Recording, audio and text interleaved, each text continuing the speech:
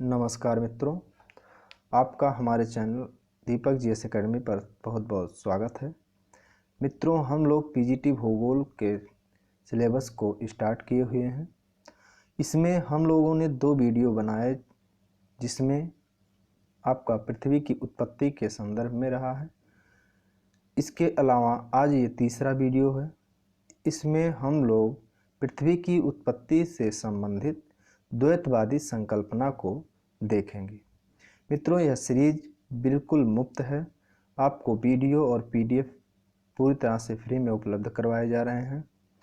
तो आप लोग अगर हमारे चैनल को सब्सक्राइब नहीं किए हैं तो प्लीज़ सब्सक्राइब कर लीजिए, ताकि हम जब भी ये वीडियो डालें तो आप लोगों तक बहुत आसानी से पहुंच सके।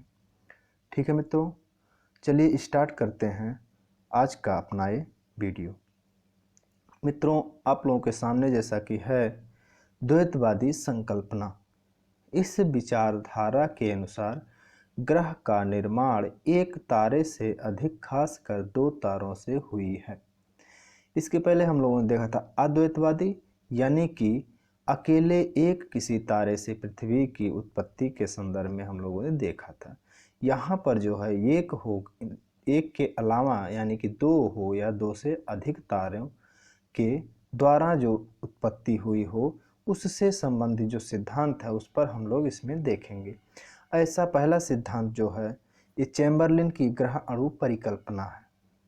चैम्बरलिन की ये ग्रह अणु परिकल्पना जो है, इसको चलिए हम लोग देखते हैं कि इन्होंने क्या सिद्धांत दिया है। चैम्बरलिन की ग्रह अणु परिकल्पना जो है, इसमें जो हम लोग देखेंगे तो देखते हैं कि यह 1905 में पृथ्वी की उत्पत्ति से संबंधित चैम्बरलिन ने बताया कि ब्रह्मांड में प्रारंभ में 2 विशालकाय तारे थे। सूर्य प्रारंभ में शीतल विशालकाय पिंड था। बाद में ब्रह्मांड में घूमता हुआ एक विशालकाय तारा सूर्य के करीब में आया, जिसके आकर्षण बल से सूर्य से असंख्य धूल कण अलग हो गए। इनमें बड़े अणुओं के ऊपर छोटे छोटे अणु जुड़ते गए और ग्रहों का निर्माण हुआ।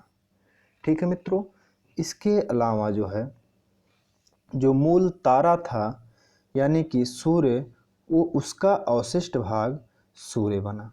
ठीक है, इसके आगे हम लोग देखें अगर तो ग्रह निर्माण में प्रारंभिक चरण में जब अणुओं का समूहन हो रहा था, तब अणुओं के आपसी टक्कर से उनमें ताप उत्पन्न हुआ। जैसा कि आप लोग देखते हैं ज्वालामुखी के रूप में ताप आपका पृथ्वी के अंदर से बाहर आता है। ठीक है, तो इस तरह से ताप उनमें उत्पन्न हुआ। आइए आपको चित्र के माध्यम से बताते हैं हम।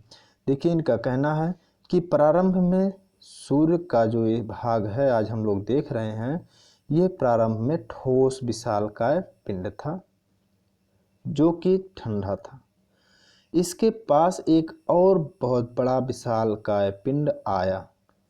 इससे क्या हुआ कि इस पर जो छोटे छोटे कण थे, यह इसके आकर्षण बल के कारण बाहर की तरफ इस विशालकाय पिंड की तरफ खिंच जाने के कारण यह सूर्य के अभिकेंद्र बल से बाहर निकल गए, यानी कि ये फिर दोबारा सूर्य पर ना जा सके।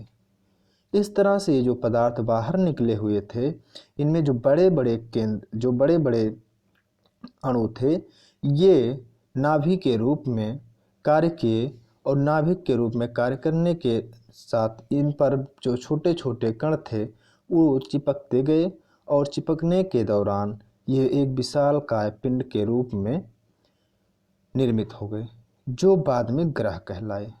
ठीक है मित्रों, तो इस तरह से इन्होंने क्या दिया, ये ग्रह का इन्होंने निर्माण के संदर्भ में सिद्धांत दिया।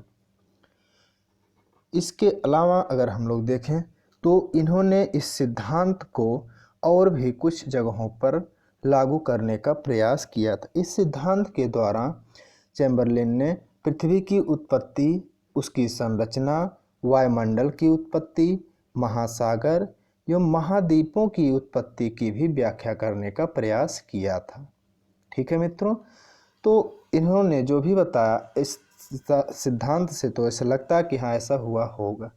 लेकिन इसका चलिए मूल्यांकन अगर करते हैं तो हम लोग अगर देखें तो मूल्यांकन में ये साफ साफ निष्कर्ष के रूप में निकल करके आता है कि यह सिद्धांत किसी भी समस्या का पूर्ण हल निकालने में असमर्थ रहा। यानी कि यह सिद्धांत भी जो है किसी समस्या का पूर्ण हल नहीं निकाल सका। ठीक है मित्रों, तो चलिए चलते हैं हम लोग नेक्स्ट सिद्धांत पर। नेक्स्ट सिद्धांत हम लोगों का है सर जेम्स जीन्स की ज्वारीय परिकल्पना। अब देखते हैं हम लोग जेम्स जीन्स की ज्वारीय परिकल्पना में क्या सिद्धांत है।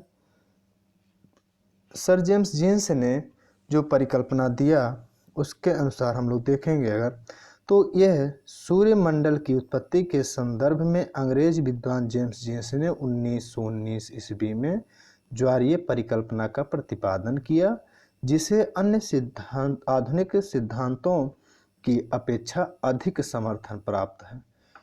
ठीक है मित्रों, यह सिद्धांत जो है 1919 में दिया गया था, लेकिन यह 1929 में दोबारा संशोधित भी किया गया था, जिसके बाद इसकी मान्यता और बढ़ गई थी। ठीक है, तो इस तरह से यह सिद्धांत जो था वो अपने आप में एक अच्छा माना गया सिद्धांत रहा।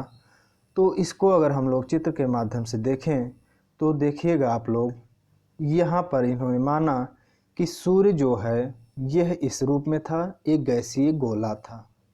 इसके पास एक विशालकाय पिंड आया।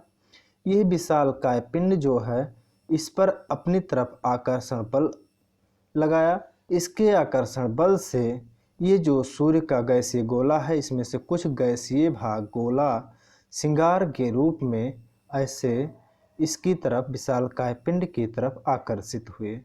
ये ज्वारीय बल के कारण जो इस पर आकर्षित हुए, आकर्षित होने के कारण यह सूर्य से यह वायव्य राशि जो है, ये वायव्य राशि सूर्य से निकलकर बाहर आ गई। यह सूर्य से इतना दूरी चला गया कि यह इसके ऊपर फिर दोबारा जाकर ना सिमट सका, यानी कि इसके आकर्षण बल से बाहर चला गया और इस पर दोबारा ना आ सका। इस तरह से जब यह दोबारा ना आ सका तो यह फिलामेंट या सिगार के रूप में बाहर ही घूमने लगा और धीरे धीरे ठंडा हो गया। जब यह ठंडा हुआ तो ठंडा होने के बाद यह कई भागों में टूट गया। ठीक है मित्रों, तो कई भागों में टूटने के बाद यह क्या हुआ, ग्रहों का निर्माण हुआ। ठीक है, इस तरह से क्या था, ये जेम्स जीन्स की ज्वारीय परिकल्पना थी। ठीक है मित्रों, इस तरह से फिलामेंट के संकुचन के बाद जो है जो भाग टूटा वो ग्रह के रूप में परिवर्तित हुए और इन ग्रहों पर सूर्य से आकर्षण बल लगा, जिससे इससे कुछ भाग अलग हुए जो उपग्रह बने और अवशिष्ट भाग जो रहा, यह अवशिष्ट भाग जो आपका रहा वो सूर्य रहा, जो आज भी आपके सामने है। ठीक है मित्रों, तो चलिए इसका आलोचनात्मक मूल्यांकन कर लेते हैं। आलोचनात्मक मूल्यांकन में अगर हम लोग देखें तो ब्रह्मांड के तारे इतने दूर हैं कि इनके पास आने की यानी कि टकराने की संभावनाएं बिल्कुल ही कम है। जैसा कि इन्होंने कहा कि एकदम पास आ गए, जिससे जो है ये इसको लेकर के बाहर चलेगा। ठीक है, तो इस तरह से यह सिद्धांत भी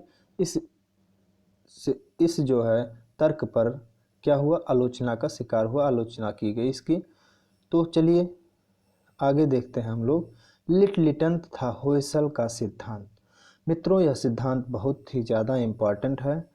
यह कह लें अगर कि अभी जब तक कोई दूसरा अकाट्य सिद्धांत नहीं आ जाता है तब तक यह सिद्धांत अधिक मान्य रहेगा।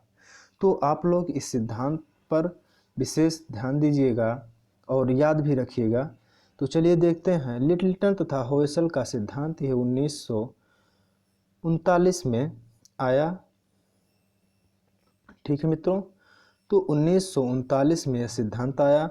लिटलिटन के अनुसार ब्रह्मांड में 3 तारे थे। 3 तारे की बात यहाँ पर हो रही है, सूर्य, उसका साथी तारा तथा पास आता हुआ एक अन्य तारा। साथी तारा सूर्य से अधिक दूर था तथा विशाल था, जिसके विघटन से ग्रहों का निर्माण हुआ तथा ग्रह सूर्य से अधिक दूर हो गए। यानी कि अब यहाँ पर अभी तक जो बातें हो रही थी, सूर्य से निकले हुए पदार्थ के रूप में जो भाग होते थे उससे ग्रहों का निर्माण माना जाता था। लेकिन अब इन्होंने क्या कहा कि सूर्य का जो साथी तारा था, इस तरह से यह सूर्य है और यह उसका साथी तारा है, तो सूर्य जो है इससे कुछ भी नहीं इन्होंने किया। इन्होंने कहा कि यह जो साथी तारा था इसी में विस्फोट हुआ, विस्फोट होने के बाद इनका निर्माण हुआ। ठीक है, सूर्य से अधिक, जिसके विघटन से ग्रहों का निर्माण हुआ तथा सूर्य से अधिक दूर चले गए। ठीक है मित्रों, तो इस तरह से किसका ये सिद्धांत था? यह सिद्धांत था आपका जो है लिटलटन का। अब आगे आपका है होएसल। होएसल के अनुसार तारे हाइड्रोजन गैस के बने हैं। सूर्य का साथी तारा अपने विकिरण को कायम रखने के लिए अपने हाइड्रोजन भाग का, जो हाइड्रोजन से बने हुए हैं, उसका तीव्रता से उपयोग कर रहा था। हाइड्रोजन का भार समाप्त होने के बाद साथी तारे में केंद्रीय आणविक प्रतिक्रिया बल यानी कि न्यूक्लियर रिएक्शन प्रारंभ हो गया और ग्रहों का निर्माण हुआ। विस्फोट से अत्यधिक ऊष्मा भी उत्पन्न हुई, जिस कारण ग्रह भारी हुए। ठीक है मित्रों, तो जो ऊष्मा उत्पन्न हुई, ऊष्मा उत्पन्न होने से ग्रह जो हुए वो भारी हुए गर्म होने के कारण। ठीक है, यह सिद्धांत किसका है? यह सिद्धांत आपका होएसल और लिटलटन महोदय का है। ठीक है, तो चलिए अब चलते हैं हम लोग रसेल की द्वैतारक परिकल्पना के सिद्धांत पर। तो रसेल की द्वैतारक परिकल्पना जो है वो आप लोगों के सामने बना हुआ चित्र है। अब हम आपको बताते हैं इस सिद्धांत के बारे में। यह सिद्धांत जो है, इसके अनुसार आदिकाल में सूर्य के पास दो तारे थे। इस तरह से आपके सामने जैसे दिख रहा है, पहला ये और दूसरा ये, यानी कि दो तारे थे, जिसमें से एक साथी तारा तो दूसरा सूर्य से दूर विशालकाय तारा था। सूर्य से दूर का तारा जब साथी तारे के पास आया, तब ज्वारीय बल से साथी तारे से कुछ भाग अलग हो गया, जिसके बाद में संकुचित हो कर के ग्रह बने। ठीक है, इस तरह से ये वाला भाग जो अलग हो कर के जो बाहर निकल गया, यह धीरे धीरे संकुचित हो कर के ग्रह बने। प्रारंभ में ग्रह करीब रहे होंगे, जिसके आपसी आकर्षण बल से ग्रहों से पदार्थ निकला और उन ग्रहों से उपग्रह बने। यानी कि जब ये ग्रह आपस में करीब करीब रहे होंगे, तो इससे क्या होगा कि आपस में ही, ग्रहों में ही आपस में आकर्षण बल लगा होगा और इनसे क्या हुआ होगा, उपग्रह का निर्माण हुआ होगा। ठीक है मित्रों, तो चलिए अगले सिद्धांत पे हम लोग चलते हैं। ऑटो स्मिथ की अंतर तारक धूल परिकल्पना 1943। यह रूस के वैज्ञानिक थे स्मिथ। इनके अनुसार आदिकाल में ब्रह्मांड में अत्यधिक मात्रा में गैस और धूल फैले हुए थे। इसकी उत्पत्ति उल्काओं या तारों से निकले पदार्थों से हुई मानी जाती है। जब सूर्य आकाश के करीब में से गुजरा, तब एक गैसीय कण सूर्य के आकर्षण शक्ति से सूर्य की तरफ खींचे और उसकी परिक्रमा करने लगे। ठीक है मित्रों, ये गैसीय धूलकण ग्रहों के भ्रूण के रूप में धीरे धीरे बदल गए और अधिक गैसीय धूलकण आत्मसात करता गया और ग्रह का रूप धारण किया। ग्रह बनने से बचे पदार्थ उपग्रह बने। जो ग्रह सूर्य से नजदीक बने वे अत्यधिक उष्णता के कारण भारी हुए, जो दूर बने वे हल्के बने। ठीक है मित्रों, तो इस तरह से यह सिद्धांत भी आप लोग जान गए। अब देखते हैं लिटलटन और होयसल द्वारा संशोधित जो जेम्स जीन्स की ज्वारीय परिकल्पना है, ये नोट के रूप में आप लोग याद रखिएगा, वह तब तक मान्य रहेगी जब तक कि कोई अकाट्य सिद्धांत नहीं प्रतिपादित किया जाता है। ठीक है मित्रों, तो इस तरह से आप लोगों ने देखा आज का ये लेक्चर वीडियो।